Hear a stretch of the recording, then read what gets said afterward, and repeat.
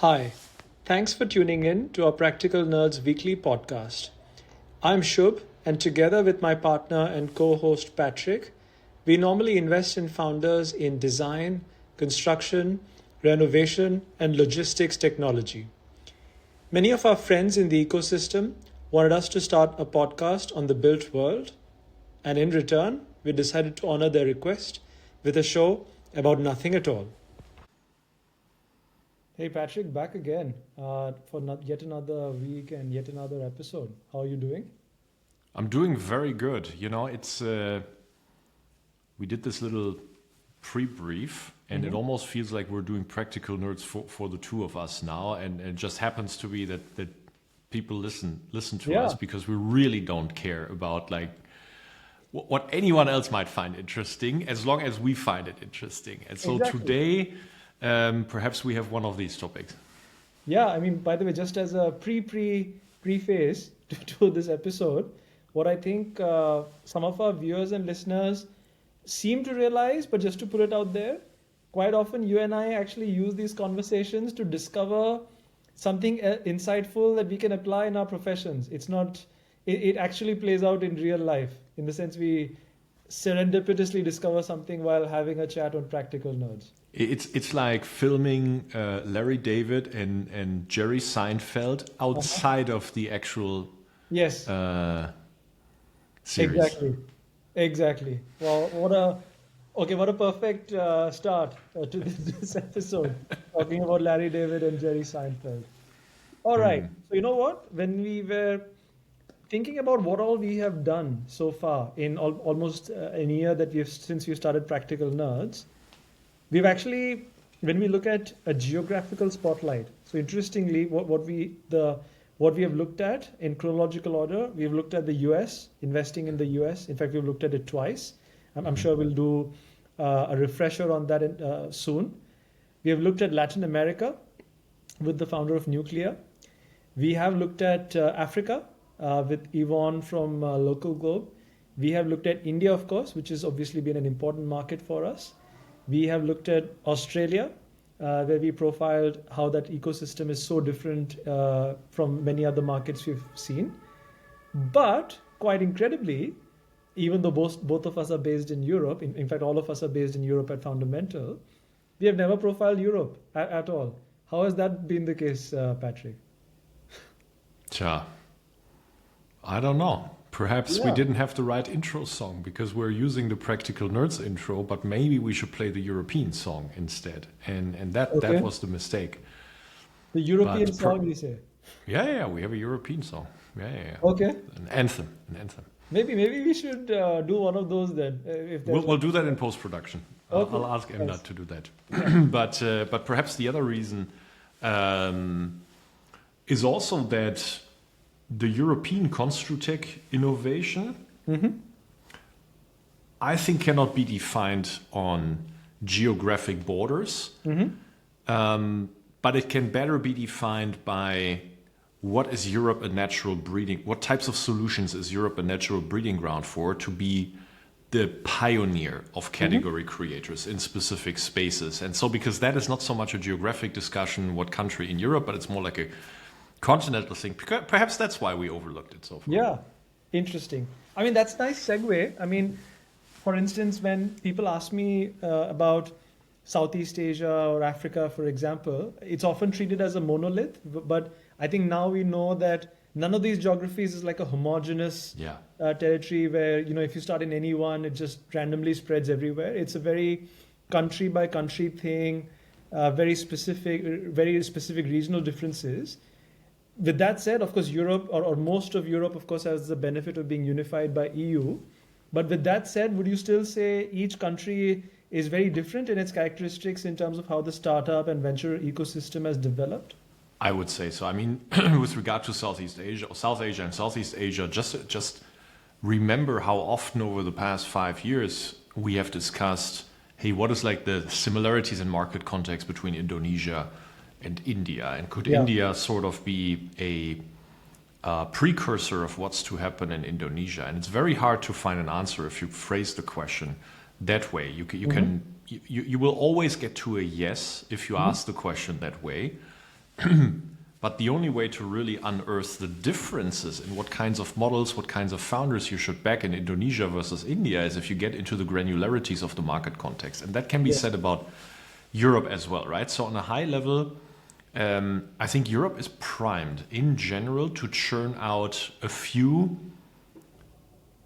category creating types of solutions because of a European market context and not a country market context. One of them in general is outside of construction tech and perhaps also applied to construction tech, anything that has to do with software that creates compliance, because Europe is very strong on compliance frameworks, much stronger than most other countries in the world. There's one or two that I would count in that list, but they are very small markets. And Europe is primed because of creating that market condition to be the first to generate solutions that help with that. Another one is AI oversight.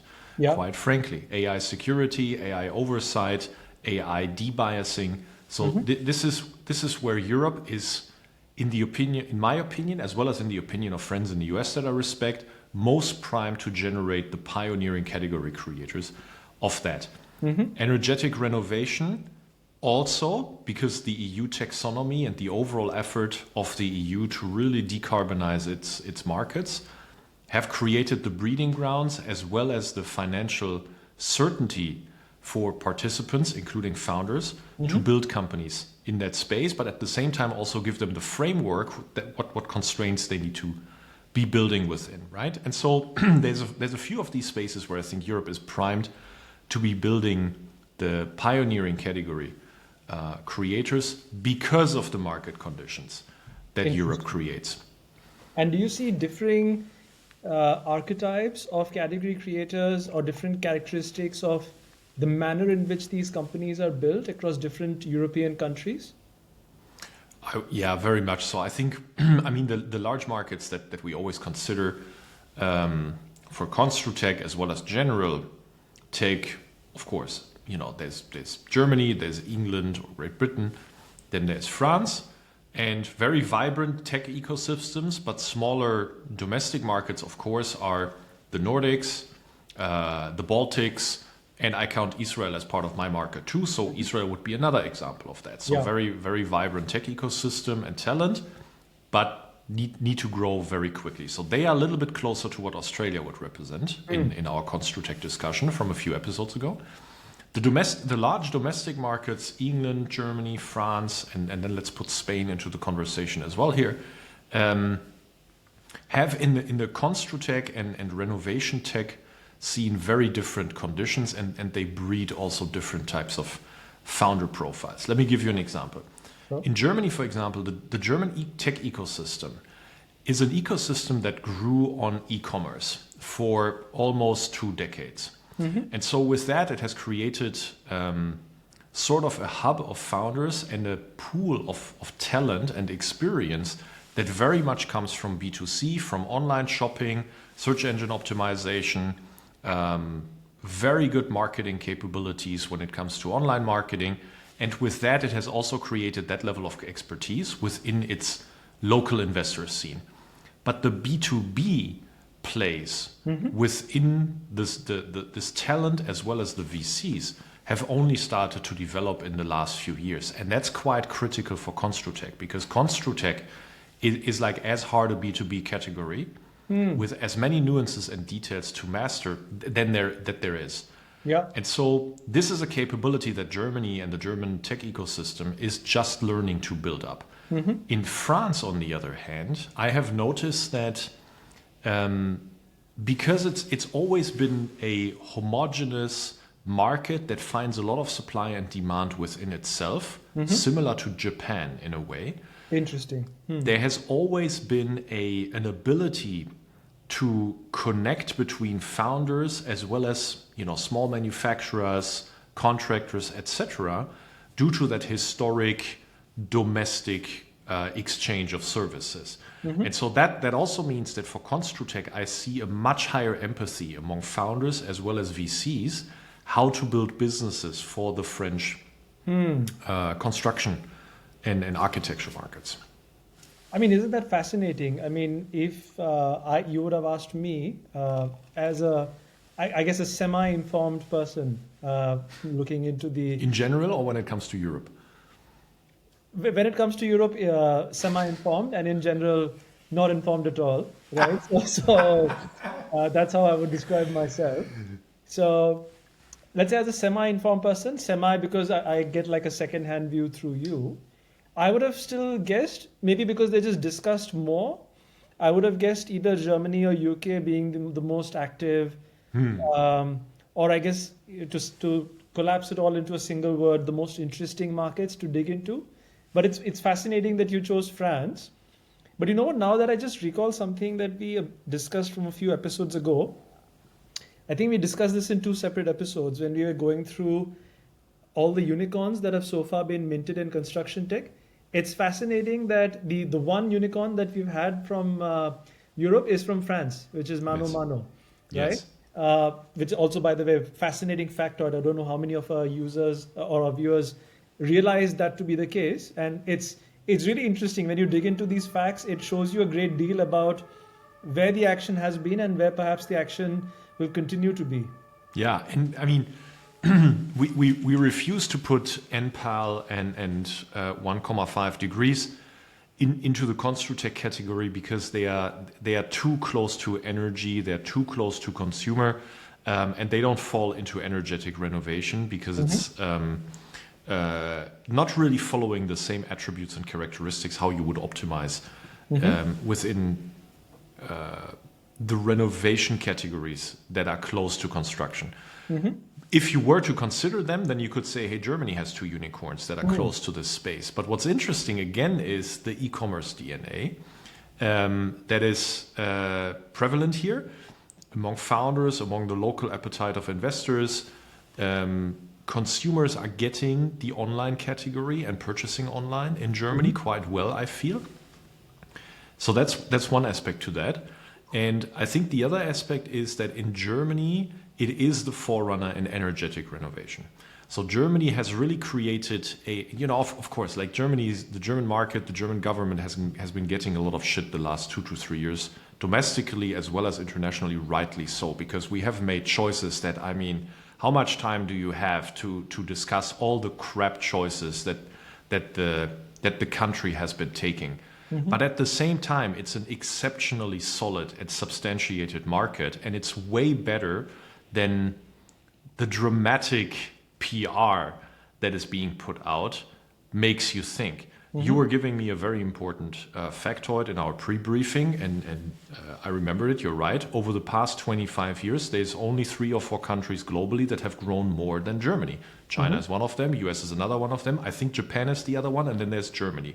Within Europe, nobody even came close to growing as quickly as Germany, right? So there's a lot of substance in this business, and the German pessimism also can sometimes make things seem a little bit worse than it is. And so it is putting, without much like international fanfare, a lot of infrastructure, framework, funding into the energetic renovation space that started with B2C close categories, like, for example, solar.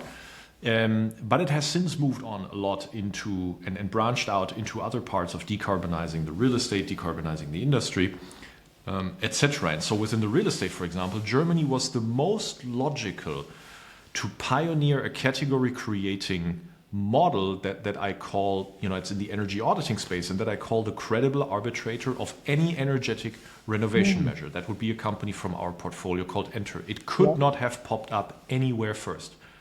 It's just a logical result of the conditions that Germany has created. And so that's, to me, very exciting. Now, if you look to France, and then I'll stop the monologue here, Shub. Not at all, yeah. Bring it back into the macro discussion, right? So Germany actually had like 20 years of exceptional growth. But they followed what was like a lost decade after the reunification of Germany, 1990 officially. That was a decade that was, there was a lot of unemployment. There were structural issues to the country that had to be solved, etc. And it used that, it was not technically a depression, but it used that like mental depression to actually make substantiated infrastructural changes to its country that allowed it to go onto a rally for 20 years. And I think that's the position that France is now in. So France had like for 10 years or so, not that they weren't like a great country all the time, they were, but on a growth trajectory, they lagged behind Germany like 60 percentage points in terms of growth, right? So it's been much more mentally prescient. And when I was in Paris like 3 weeks ago, someone told me, oh, Patrick, we look to Germany all the time and Angela Merkel. And so we've been taught within our local bubble here all the time, look to Germany, look what Merkel does for 15 years. And I told him, hey, you know what? All she did was actually just keeping a steady hand and not rocking the boat and making sure that the country isn't doing the most stupid decisions. But actually, the last structural change that the German economy did was changing its pension system in 2002. That was not Merkel. That was prior to Merkel. I see. And so I told them, to me, my perception of France is that they are actually past their 2002 moment with a lot of the investments that they've done into their tech scene, a lot of investments that they have done into the local economy. I'm already noticing that the construction sector is doing way better in France than it is doing in any other part of the European continent. It has been way more stable the past 2 years, and that's a result of a lot of internal optimism, a lot of very good structural decisions that they have been taking. And so I think actually the next decade is going to be in Europe the decade of France for that reason. Fascinating. I mean, there's a lot to unpack in what you said, many different threads to pull. Maybe one thing that I wanted to also show, and what I'm sharing now for the benefit of our listeners who can't see the screen, we have like a view of how the GDP of Germany, France, and Italy has changed since 1960, give or take. And the fascinating thing here is if you look at the three economies, so Germany seems, I would say, relatively robust growth after the recession in 2008. But France and Italy, for whatever reason, I mean, Italy, I think, has tailed off quite a bit. But France also is sort of on a slightly negative nominal GDP growth trajectory, right? So my question to you, Patrick, is, I mean, and of course, we are a global firm. We invest in different kinds of markets, different kinds of economies. But when you see this sort of a macro in which the GDP as a whole is sort of flat, sort of slightly degrowing, etc., or in Germany's case, growing steadily, or let's say Germany for a separate discussion. But let's say when you look at an economy like that, does it change anything about what you look for, or is there a certain specific aspect you look for in the companies that you're backing? So this would be an indicator to consider, but it would be way too shallow to come to a conclusion really about the market context. So the GDP growth, for example, in the last 15 years for Germany were very much fueled by Germany being an export economy, doing a lot of high quality, high engineered products for the world economy. And as long as we were in a state of expanding globalization, with supply chains becoming more and more global and Germany being a manufacturing powerhouse for high quality engineered goods, it was able to benefit from that more than any other European country. So Germans should not fool themselves. Like that was a major driver of wealth. Now that is beginning to reverse, and in my opinion, the reversal will only accelerate.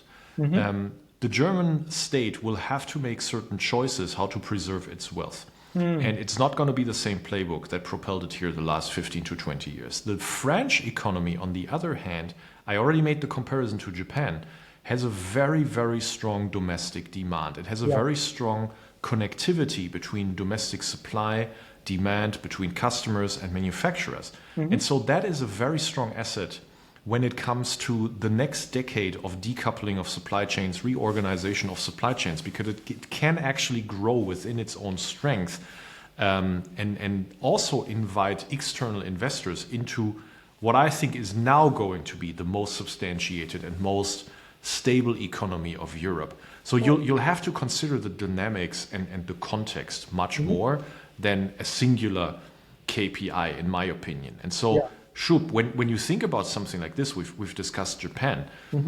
What are the equivalents in Asia. We know India is an expanding economy that relies a lot on its own domestic demand, but it's perhaps also doing a lot of exports now. So perhaps India is following more the German playbook, actually. Yeah, so I think I would say so. I think in India's case, it's a combination of a middle class which was absent for several decades, now got created, say, a decade or two ago, and now that middle class is expanding, also some of the middle class is expanding into more affluent tiers of the society.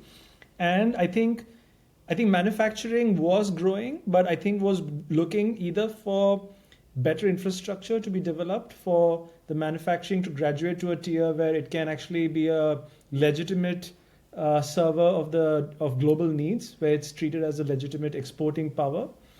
And I think the interesting thing is you spoke about like changing geopolitical times, or not necessarily geopolitical, but changing times. I think the kind of times we are in, even India seems to be positioning itself better as a exporting power. And I think the priorities of the government, when you speak with founders and investors, you kind of get the sense manufacturing and production for serving overseas clients is an enormously important theme. Everyone wants to get into that game, right? It's very much true for construction, infrastructure, industrial goods, but in general for all categories that applies, right? So I think there's quite a few tailwinds there, and I think that's a good place to be in general. That doesn't mean it doesn't come without its challenges. Obviously, there's several challenges because many of the things, for example, we take for granted in economies like Europe, etc., those layers are still being built in an economy like India, and that in the sense the basic rails on which new business models, new consumption patterns get created, those have already existed in Europe for decades, let's say. I mean, I was publishing the number the other day when on ACVC I was talking about Schneider and Bentley flirting with a merger or acquisition. Indeed. And in the context of infrastructure. So the US has earmarked 350 billion of infrastructure investments under the latest programs through October 2023.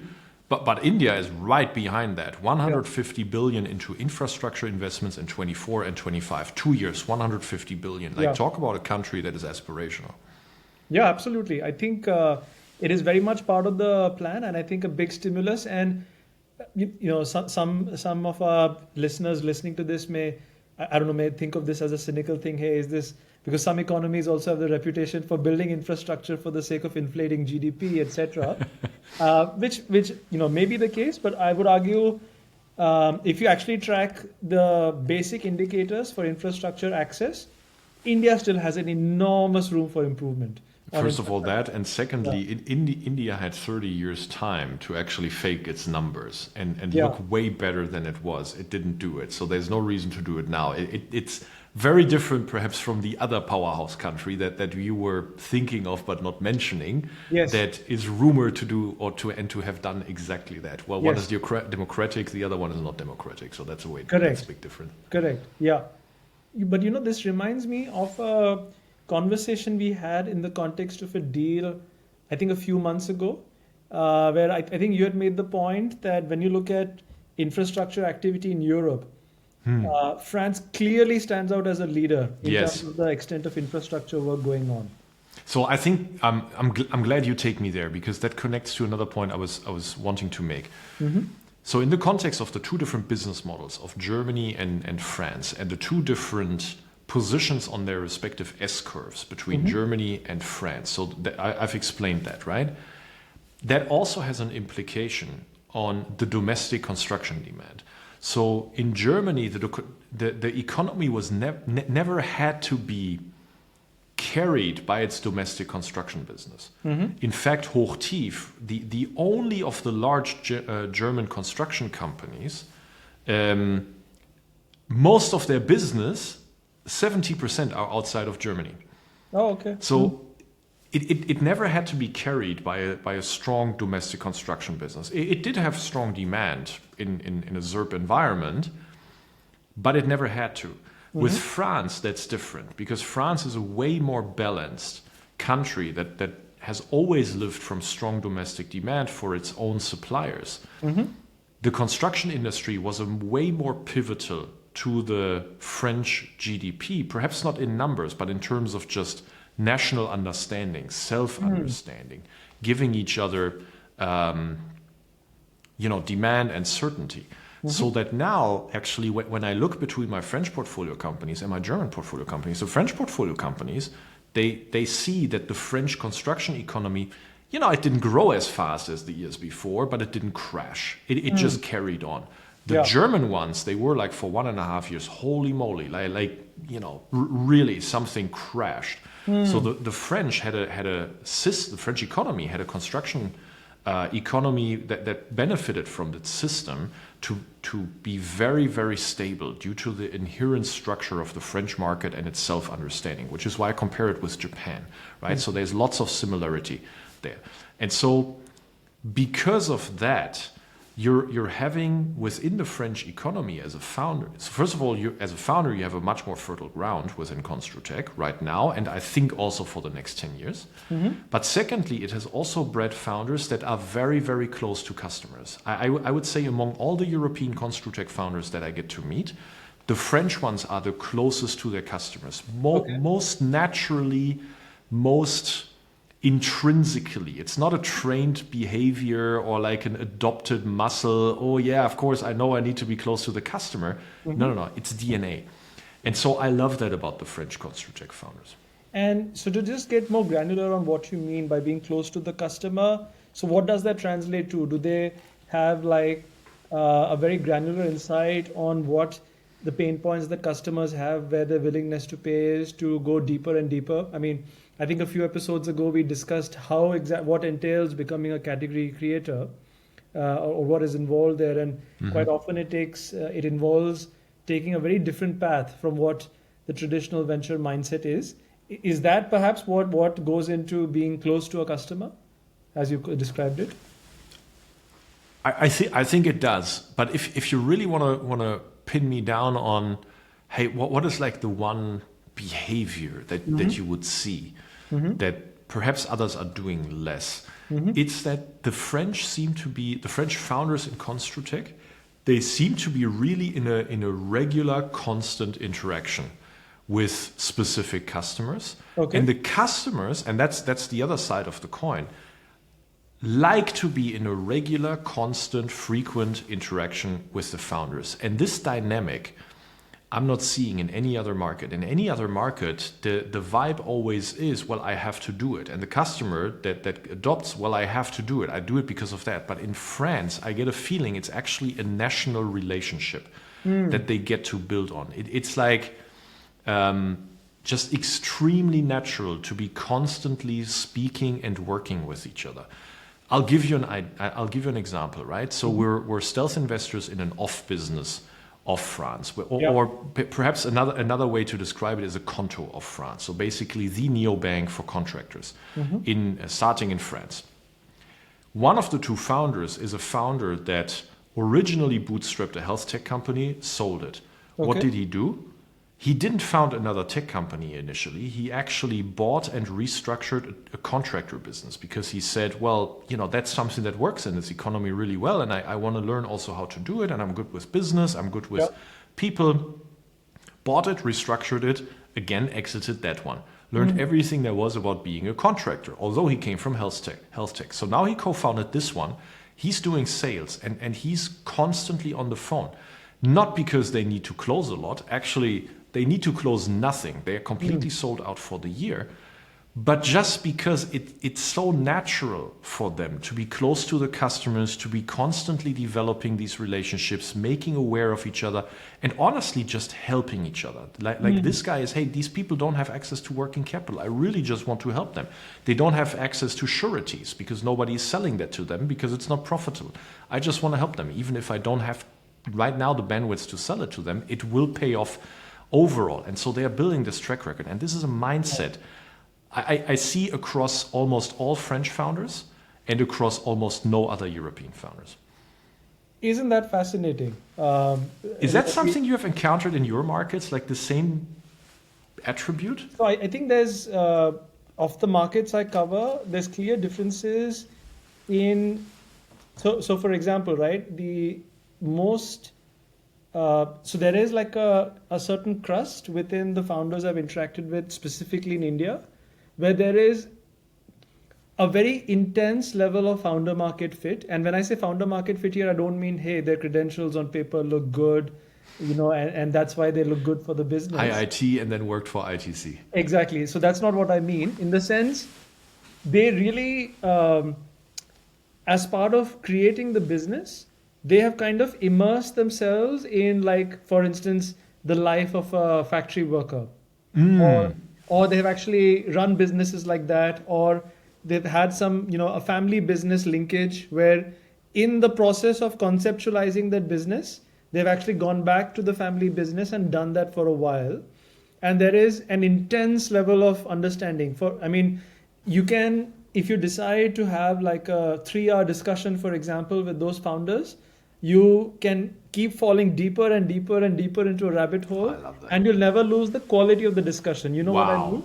So with most founders, and not necessarily founders that are bad per se, but even like with good founders, quite often what happens is if you go 2 layers deep into a problem when you're an early stage company, you kind of get to a stage where you get to a situation where most of the time you're saying things like, oh, it depends, or we'll have to try it out and we'll see. Yes. Or, this is what the data says, or, this is what I've heard from someone.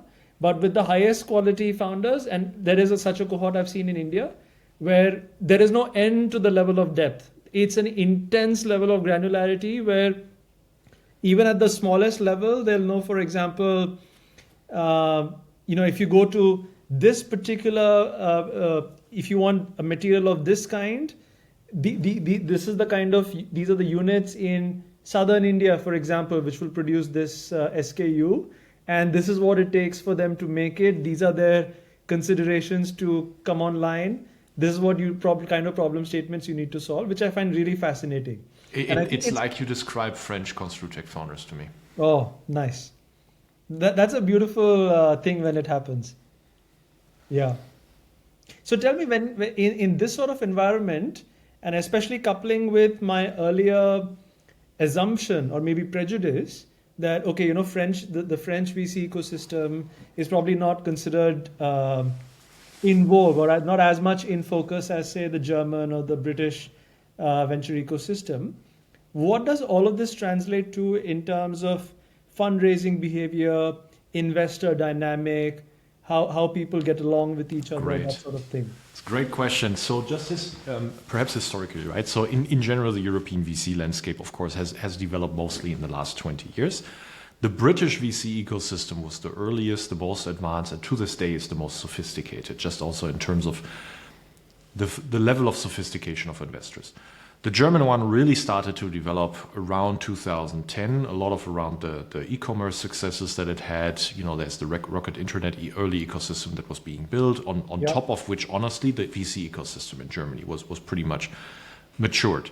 Mm-hmm. And then the French VC ecosystem actually was not later. It's just that it attracted less international funding and less international interest, because there's this completely unjustified international prejudice that, the French built for the French, which I found not to be true, actually. Okay. Every AEC Tech founder that we work with in France always has an internationalization mindset. I literally can't point to a great founder in AEC Tech in France who doesn't have that mindset. And I think that's true across sectors, actually. Of course, France is a fantastic domestic market, and it's good that I don't have to internationalize immediately. That has benefits also for the investors.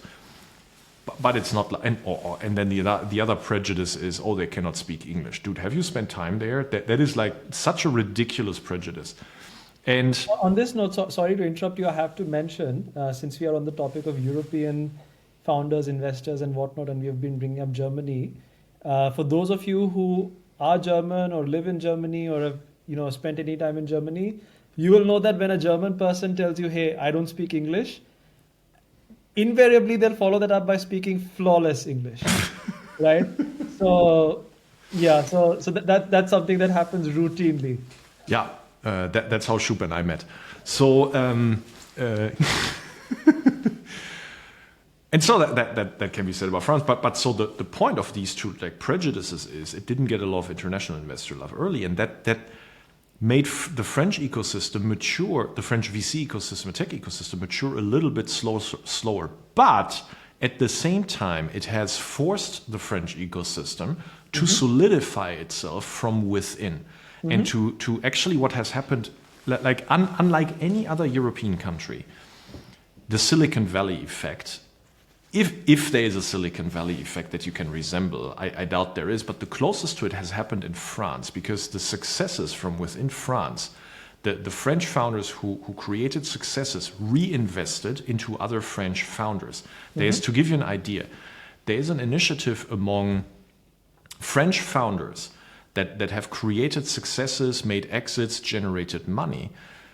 It's an initiative, it's an angel syndicate without taking equity. So they invest into this cooperative. Okay. And then this cooperative will give money to new founders, and they can pay it back whenever they want, no questions asked, no equity taken, nothing. Wow. And that is an unbelievable support from within that you only have within the French tech ecosystem. But why do you have it? Because they needed to build it, because no one from the outside thought they were as cool as these other two countries, right? And so now you're reaping all these benefits because you have created an unbelievably mature and substantiated local ecosystem that is able to support itself. But at the same time, because you're the most vibrant economy, because you now are the most stable economy, you're going to attract, in my opinion, the most international VC funding into the European continent in the next few years. I'm ready to take a bet with anyone that is going to happen. Nice. You mentioned Silicon Valley, and I have a question on that, which I want us to come back to. But before that, just to, I guess, round out our discussion on French founders, French businesses, and in the spirit of, I guess, providing a 360-degree perspective, what do you wish more French founders understood or got? Or what do you think as a group, and obviously we are generalizing and maybe stereotyping, or at the risk of stereotyping here, on a general basis, what could they improve more as a collective group? So I realize I also only answered part of your previous question about the fundraising. I did not really answer. So let me quickly answer that and then answer this. So about the fundraising, I think what I've absolutely enjoyed with the AEC Tech and ConstruTech founders in France is they are not opportunistic about their fundraise. They are among the most well-prepared, consistently, among teams that I work with, the most well-prepared when it comes to their fundraising plan, what objectives they want to achieve with it, why they raise, what they raise for, and also saying what they don't want out of it. They are just exceptionally clear in their own mind about this, and that makes them not be opportunistic if someone waves with too much money, or if someone tries to lure them a different way for the wrong reasons. They know what they want to achieve, and it's usually, in my experience, very well aligned with what the shareholders try to achieve. Not that they try to give the shareholders like a free pass or free equity. Quite the opposite. The French deals are on average among the most expensive that I would have per stage in Europe. Not by a lot, not outrageous, just, there's that little bit of extra premium. But it's just aligned where they take care of each other within the French market. And that comes with not being opportunistic, being very well prepared, being a community. I mean, talk about French DNA, right? So there's always been like community aspects within all parts of French society. So it's very much ingrained also within the tech ecosystem. You take care of each other, and I love that about the fundraising. Now, what would I wish they did a little bit better? So I have one founder team which I think does it really well, attracting talent from outside France, because they are remote. They're not remote first, but they are remote enabled. And as long as you're in a time zone plus minus 2 hours, they will consider hiring you. And they have even looked to the East Coast of the US of making a hire, which in the end didn't work out, but they would have not excluded that. Okay. And I wish more French founders were able to actually internationalize their talent base quicker and better. There is still a fear among French talent, not on the founder level, but perhaps the level below. Yeah. Oh, but what happens if we have to speak English within our company? They're perfectly able to do it, but to them, I sometimes wonder. This is me wondering and not having experienced it firsthand a lot.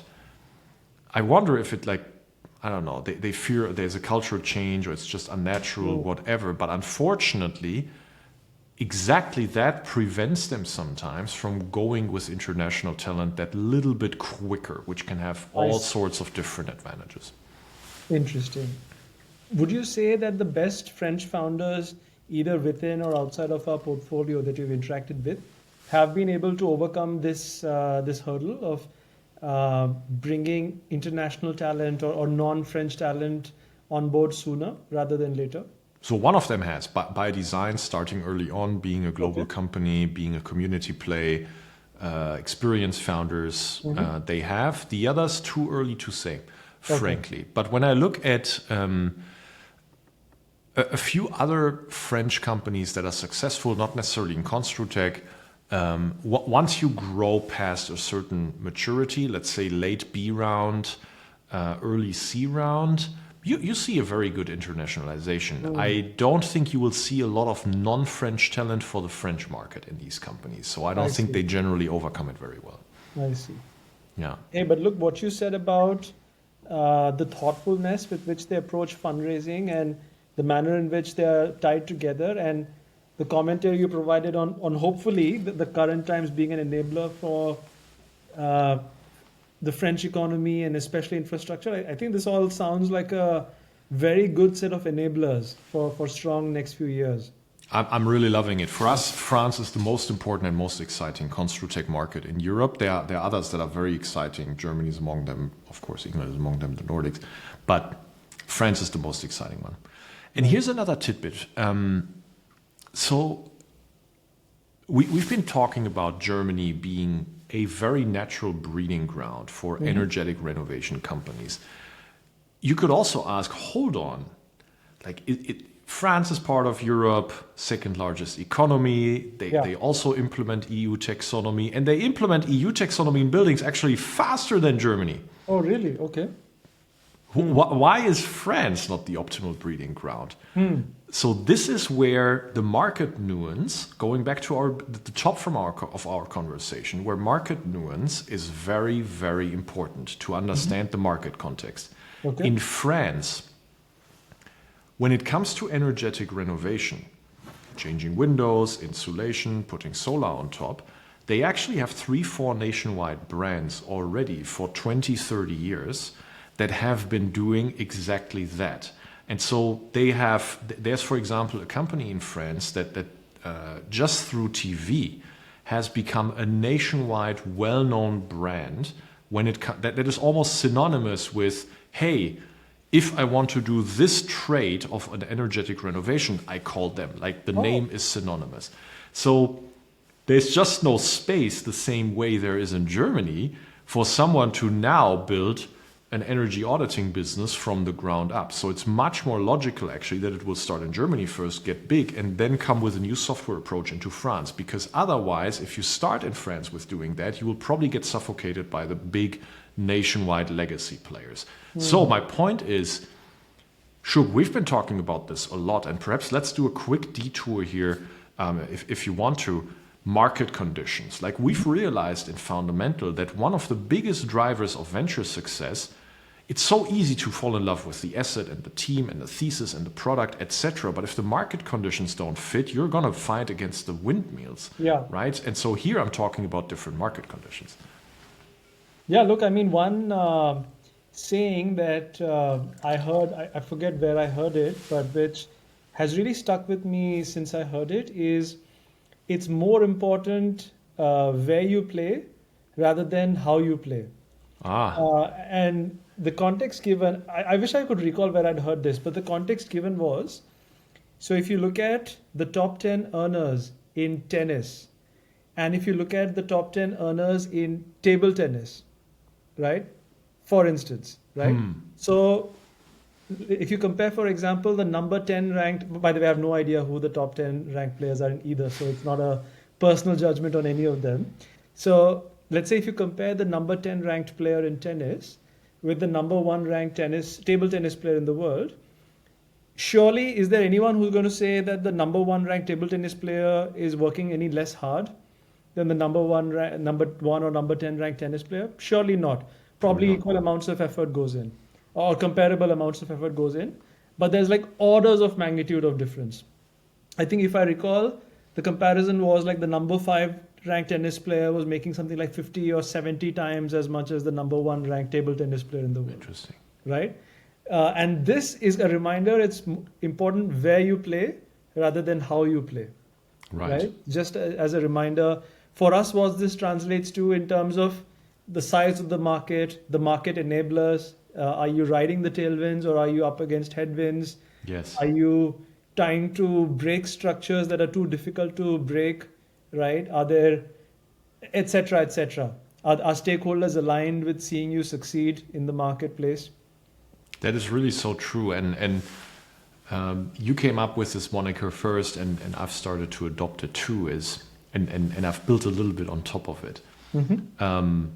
So in fundamental, we differentiate between hidden in spite of obvious markets, and obvious in spite of hidden markets. So what does that mean?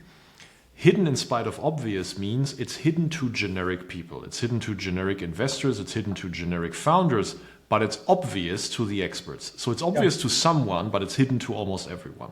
Yes. It's great markets to be in because it gives you a lot of time to actually build. Without much competitive pressure, new entrants, etc. You can earn the track record, perfect the processes, perfect the software, and in the end, boom, if you've executed well, you might have just built a generational company. But then there's obvious in spite of hidden markets. So obvious markets is, for example,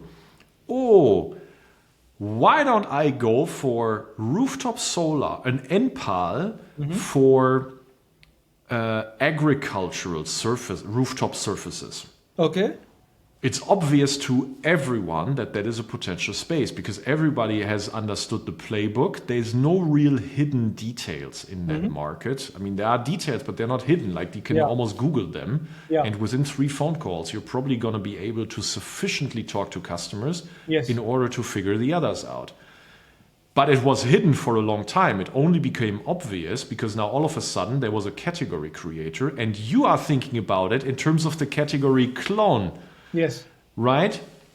That's a terrible market to play in. Like I don't understand why people actually spend their life with things like that and raise VC for it. If you want to build this, that's perfectly fine. You can build a very good business, but then don't raise VC on it because you just could own 100% of the business in a profitable business. So if you go after hidden in spite of obvious in spite of hidden markets, don't do the VC playbook because category cloning, it's a terrible way of making money. And the VCs who back that, I will never understand. So what you want to be in, to your point, it's more important where you play, is these hidden but obvious, in spite of obvious markets. I think this reminds me, we discussed this in our episode on category creators. If I recall, maybe episode number 23 or 24, if I'm not mistaken, where we discussed that one of the characteristics of being a category creator is that in the beginning, you'll have difficulty fundraising. You'll be too early for almost everyone. Yeah, exactly. Except for the customers, and that's the obvious part. Yeah. So it's hidden to all generic people, but it's obvious to the people in the know. Yeah. That's what you want to go after.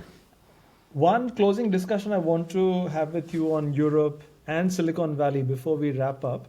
So I'm sure you've heard this before, and I've received this question certainly. So a lot of folks will ask me, hey, is Europe just like a poor person's version of a US or Silicon Valley ecosystem where things sort of happen slower, generally there's less funding involved, everything sort of is more regulated, it's not as quote unquote innovation centric, etc. So what's your take on all of that? I would answer this question by wrapping everything that we just said today from the top of the conversation and the middle part. It comes down to the market conditions, and Europe has created market conditions to be the most obvious and legit to create the pioneering category creators in some categories. Compliance is one of them, AI safety, AI oversight is another one, and energetic renovations is a third one. For that, the markets here are exceptionally liquid from within Would you say Europe. robotics as well? I would say construction robotics too. In manufacturing robotics, probably as well. Although in manufacturing robotics, I wouldn't say it's necessarily more or less than the US. I see. Okay. In construction robotics, for some reason, I think it's to do with the university ecosystem over here, with TU Delft, TU Munich, ETH Zurich, to perhaps degree some of the UK universities. They have exceptionally good dedicated construction robotics faculties and chairs that has created the ability to develop these. And also the labor crisis in Europe, coupled with inflation problems, is that little bit bigger than it is in the US. So I would say construction robotics is my observation also. It's like a perfect breeding ground. And so that's my answer, right? Is that for this, the market is very liquid. It also attracts US investments still, although there has been a drought 2 years for US capital into Europe, but these categories attract. So no, it's not a poorer man's version in general. Well, it's not a poorer man's version specifically. I would say in general, probably yes, but if you look at certain categories, no. Yeah. Good. Nice. Hey, this was. I'm pretty sure soon we will change this moniker and say it's a poorer man's India. Oh, come on. Really? It will take a decade, but we'll get there. Oh, we'll see. I mean, if that happens, I mean, fascinating. I guess let's see. Let's see how that story plays out.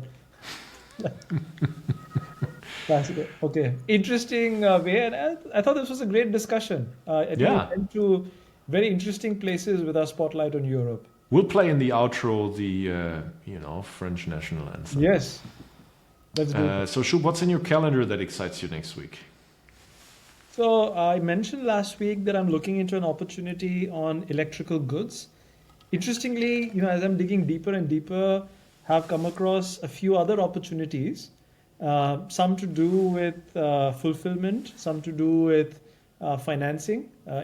Interesting nod to what you described about financing, etc. So I find it fascinating that at the same time, in the same space, which is very narrowly defined, there's different companies solving specific problem statements about the same thing, which could mean some tailwinds moving in that direction in favor of that space. So eager to dig in deeper and deeper into this category. Okay. That sounds good. I wish I was seeing a few of these plays in Europe, but not just yet. Probably. By the way, quick detour. Another category where Europe is absolutely primed to pioneer category creators is the whole electric grid. Yes. Management topic as well as refurbishing topic. For one, because it needs it. But that can be said about the US. But for two, because it has actually grid management markets and ecosystems that have matured, beyond any other market in the world over the past decades. And so it knows exactly how to manage it knows exactly how to manage the markets around the grid. Yes, absolutely. Yeah. Here in my calendar, having a ton of founder meetings next week, so that's good. Speaking to one of my favorite companies right now in France, the company I was saying, Off Business for France or Conto for contractors, talking about fundraising. Nice. Excellent. Good. Well, thanks for this good discussion. Oh, it was my pleasure. Okay, sir. Well, I wish you a happy weekend. I wish you a lovely weekend as well. Cheers. Cheers.